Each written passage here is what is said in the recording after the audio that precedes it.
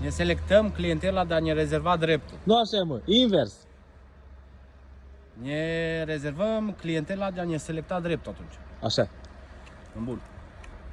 Nu asta am vrut să zic, lăsăm gluma la o parte. Vineri am avut o experiență interesantă după ce am anunțat vineri dimineața că facem o mini-vacanță de vineri până luni și reîncepem lucru marți.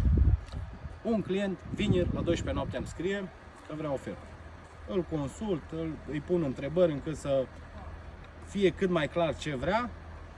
Ok, îmi zic, marți, cât mai repede revin cu oferta. El nu înțelege că de ce doar marți și de ce nu pot să-i dau vineri la 12 noaptea oferta.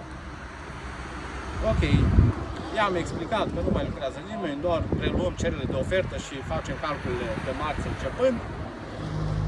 Marți, văzând că omul vineri noaptea la 12 vroia oferta rapid, am zis că îi scriu mesaj cu oferta.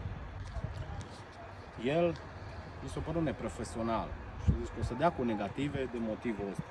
Noi am făcut un PDF frumos. Eu cred că era mai ok să-i fac PDF-ul dacă nu era grăbit. Și avea timp să aștepte până miercuri, joi. Noi, marți, am încercat să răspundem cererilor de oferte care s-au adunat în toată mini-vacanța asta.